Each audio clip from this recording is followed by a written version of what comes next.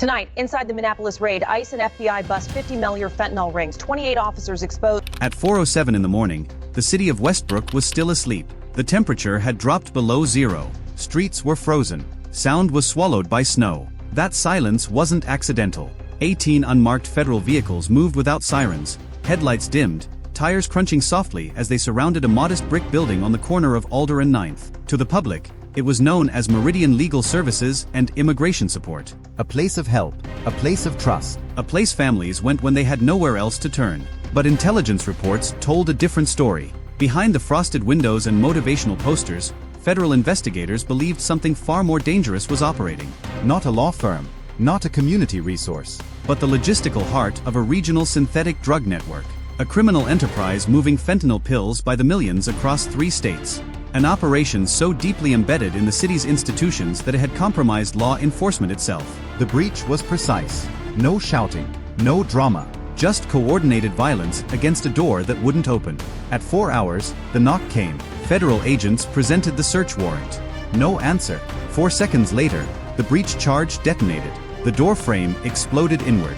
Agents in tactical gear moved like shadows across the threshold, weapons raised, bodies compressed into professional angles of attack. They expected paperwork. They expected panicked staff fumbling for phones. They expected the chaos of a front operation caught off guard. Instead, they were met by armed security. 3 men emerged from behind a reinforced office partition with handguns raised. The first burst of gunfire came from the north side of the lobby. No warning shots. No negotiation. This wasn't legal defense. This was protection. This was a fortress. The tactical response was immediate. 2 agents returned fire. The first security guard fell backward into a filing cabinet, scattering documents across the floor. The other 2 dropped their weapons and hit the ground, hands locked behind their heads. Within 90 seconds, the ground floor was secured. But it was the basement that changed everything. There, next to filing cabinets and court briefs and boxes of intake forms, sat industrial chemical mixers the size of refrigerators. Drums of precursor chemicals lined the walls in neat rows. Sealed bricks wrapped in clear plastic were stacked floor to ceiling on metal shelving units. Each brick bore a single symbol, a white flame. On the street, it had a different name. White ember. A synthetic opioid 50 times stronger than heroin. Designed in clandestine labs across the Midwest, distributed through networks that looked legitimate on paper but operated with military precision. This wasn't a front. It was a factory. A production facility operating in the heart of a major American city, hidden behind non-profit credentials and legal language. Federal agents photographed everything. They moved with methodical precision, documenting the scene before removing a single item. One agent held up a brick of white ember to the camera, his gloved hand steady. The scale of the operation was becoming clear. Somewhere between 4 and 5 million fentanyl pills were being manufactured here per month. Street value exceeded $48 million. This was industrial-scale narcotics production. By sunrise, Westbrook woke up to chaos. Police sirens wailed through neighborhoods. News helicopters circled overhead. Headlines screamed across every screen. But the public narrative was confused, incomplete. What they saw was an immigration raid. What they saw was federal agents in body armor moving through what appeared to be a community center. What they didn't see was the industrial crime scene unfolding in the basement below. But behind the scenes, federal agencies had already activated the next phase. Operation Iron Veil wasn't a single raid. It was a coordinated eradication campaign years in the making. The FBI had been building this case. The DEA had embedded informants inside the distribution network. ICE had tracked the migrant labor exploitation pipeline that moved product across borders. DHS had mapped the financial flows through shell companies and ghost corporations. This was the moment to pull every thread simultaneously. A citywide takedown years in the making. Over the next 12 hours, coordinated teams hit 17 different locations across the Westbrook metropolitan area. Warehouses in industrial zones where fentanyl pills were packaged and sorted. Shell non-profit organizations that existed only on paper, their addresses routing to mail drops and virtual offices. Transport companies with clean fleets and documented contracts that masked their true function. Residential properties in affluent neighborhoods where senior network members conducted business behind closed doors. At 6:45 a.m., a DEA strike team hit a property in the Ridgemont Hills neighborhood. The mansion belonged to a man named Victor Cordoba, listed as a pharmaceutical consultant. Inside, agents found a secondary production facility, chemicals, equipment, and more importantly, ledgers. Handwritten ledgers detailing the movement of narcotics, the payment of bribes, the coordination of operations. These weren't encrypted. They weren't hidden in code. They were kept in plain sight because the network believed it was protected. At 7:33 a.m., FBI agents executed a warrant at Harbor Logistics, a trucking company with 42 registered vehicles. The dispatch office revealed the real operation. Drivers weren't transporting legitimate goods. Each vehicle was equipped with hidden compartments. The company had contracts with restaurants, retail chains, and event venues across the region. These were the distribution points. Legitimate businesses serving as retail outlets for controlled substances. At 8:19 a.m., an IC task force hit a residential compound in the outer suburbs. The property was overcrowded with workers. 37 individuals living in 12 rooms. Some were recent migrants. Some had been there for years. All of them worked in the narcotics operation. Some mixed chemicals. Some packaged pills. Some loaded trucks. Some did nothing but generate paperwork proving they existed as employees of shell companies. The network didn't just traffic drugs. It trafficked human beings, exploiting vulnerable populations to maintain its operations. By midday, the numbers were staggering. Over 200 arrests. Agents recovering millions in cash. Warehouses seized. Equipment dismantled. But drugs weren't the only discovery. Inside the main office at Meridian Legal Services, agents forced open a fireproof safe bolted to the concrete floor. When the door finally gave way, revealing what was inside triggered an immediate notification up the chain of command. No cash, no jewelry, no traditional valuables. Instead, there was a single leather-bound notebook. Investigators would later call it the Ash Ledger.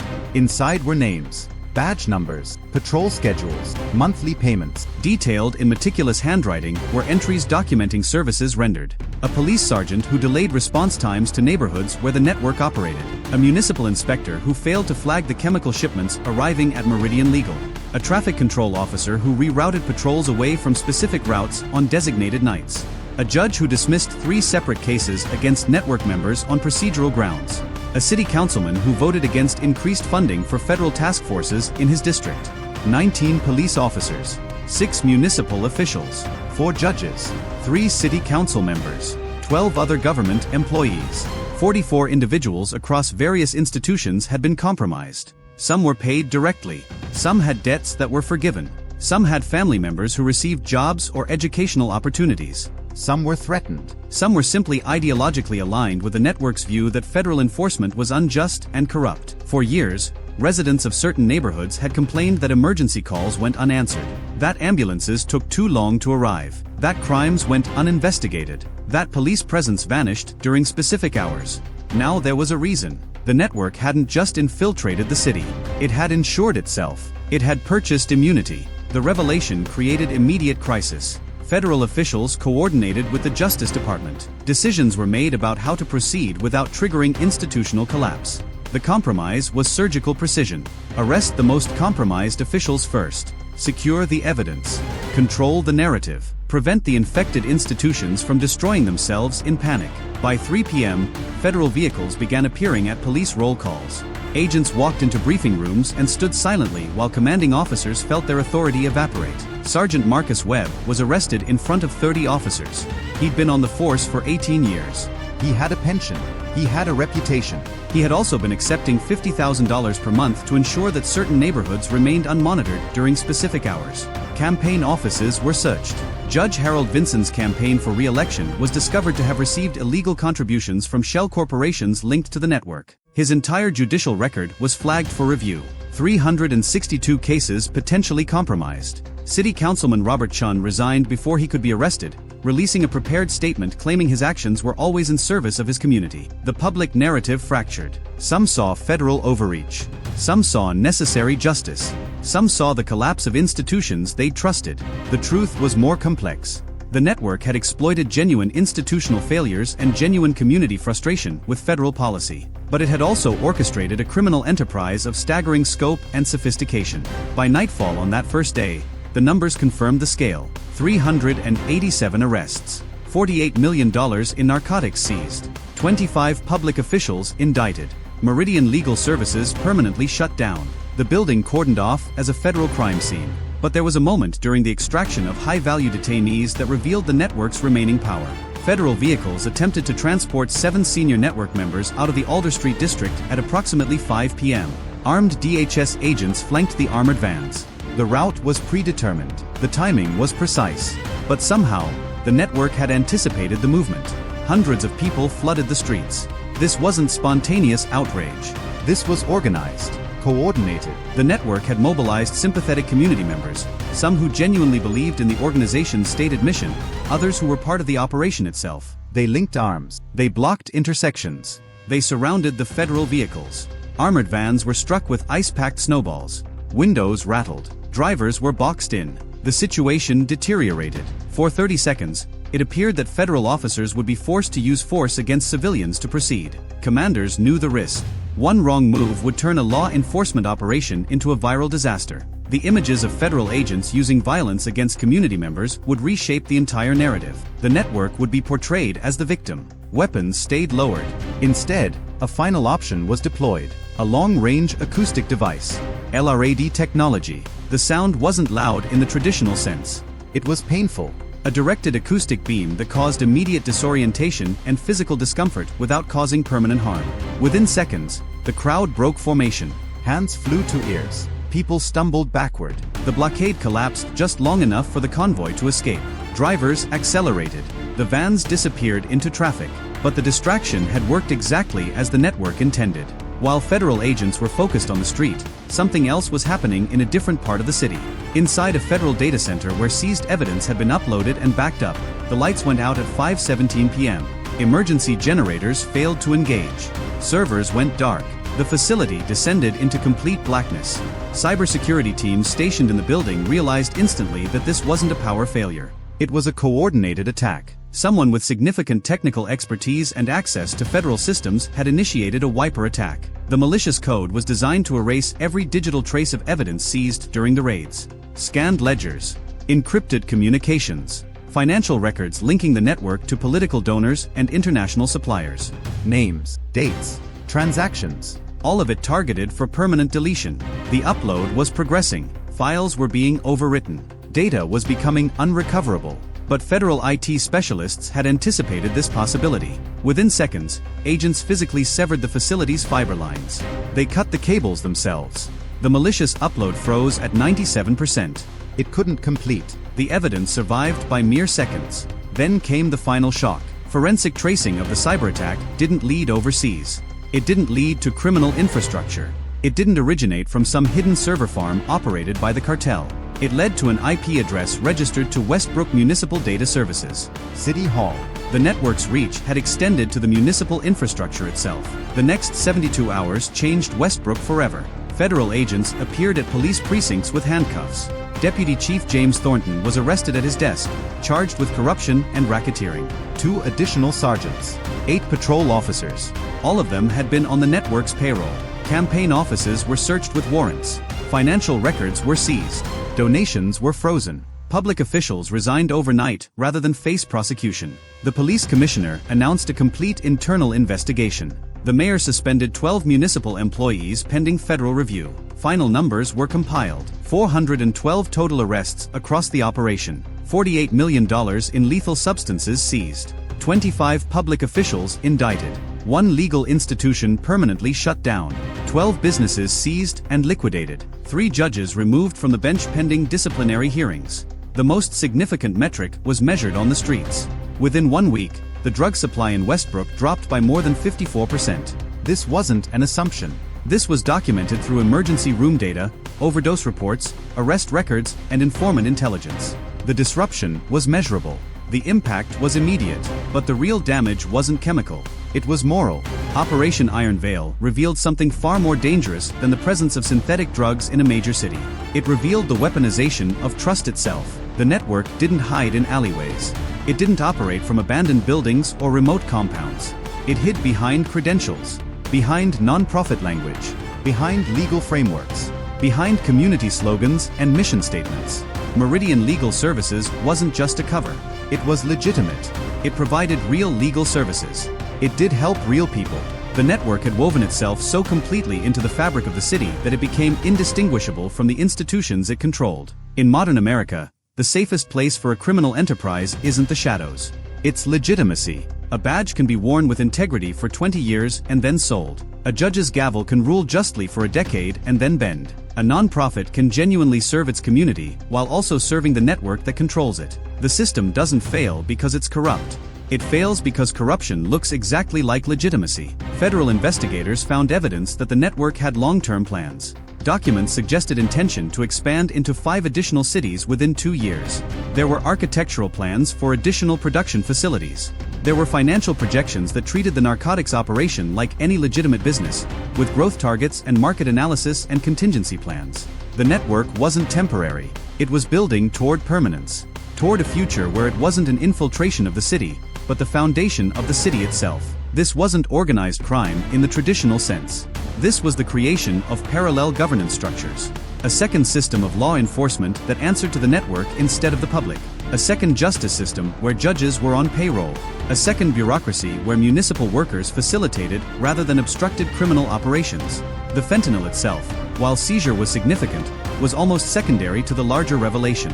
Yes, millions of pills that would have killed thousands of people were removed from circulation.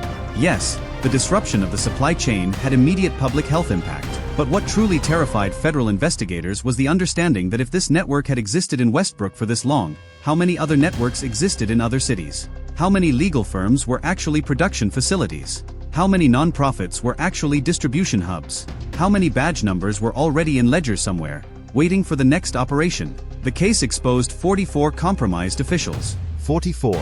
But the investigation wasn't complete. Federal task forces remained in Westbrook for months afterward, following financial threads, examining police records, interviewing informants. By the end of the expanded investigation, the number of identified compromised officials had grown to 63. Power, it turned out, doesn't always need open violence. Sometimes it only needs silence. Sometimes it only needs ambition. It needs people willing to rationalize small compromises. It needs officials who convince themselves that the network isn't truly criminal, that it serves communities that federal policy has failed. It needs judges who believe that technical dismissals are victories for justice. It needs police sergeants who think that unmonitored neighborhoods are autonomous zones. The network succeeded because it spoke to genuine institutional failures and genuine community frustration. It wrapped criminality in the language of resistance. The real cost was measured in lives. Fentanyl kills approximately 247,000 Americans per year. The network operating in Westbrook was responsible for an estimated 7,000 to 9,000 overdose deaths annually across the 3-state region it controlled. 7,000 human beings. People with families. People with futures. Reduced to statistical costs of a criminal operation. The neighborhoods most affected were those with the least resources, with the least access to addiction treatment, with the least political power to demand accountability. The network didn't operate neutrally. It operated strategically, flooding the markets where addiction was already endemic, where desperation was already high, where resistance was already weak. This story is a warning about political infiltration. It's a warning about organized crime evolution. It's a warning that the most dangerous criminal operations aren't the ones that destroy institutions. They're the ones that become institutions. They're the ones that look legitimate. They're the ones that convince everyone, including themselves, that they're serving a greater purpose. If you're still watching, understand that this investigation, this operation, this case is fictional. It's a dramatization created to illustrate how criminal networks could theoretically operate at scale within legitimate institutions. The characters are fictional. The locations are fictional. The timeline is fictional. But the patterns are real. The tactics are real. The vulnerability of institutions is real. The capacity of criminal organizations to exploit institutional failures is documented across law enforcement history. The rebuilding of Westbrook took years. The police department underwent complete restructuring. The municipal government implemented new oversight mechanisms. New judges were appointed. New prosecutors were assigned. But the institutional damage went deeper than policies and procedures. Trust, once broken, takes generations to restore. If you recognize the pattern in this story, comment expose. If you believe that institutions in your own city might face similar vulnerabilities, tap like so this story reaches people who can investigate. If you understand that silence and ambition enable corruption, share this narrative. Because the real power of criminal enterprises isn't their violence. It's our failure to see them until it's almost too late. Operation Iron Veil was fictional. But Operation Dismantle, Operation Shattered Trust, Operation System Override? Those are happening somewhere right now, in cities you've never heard of, with names you'll never know, unless we collectively demand accountability and transparency from the institutions that should protect us. Remember, this is a work of fiction created for storytelling and educational purposes. All characters' agencies in specific scenarios, locations and events described are entirely invented and do not represent real persons, actual operations or real institutions. The patterns described are illustrative only.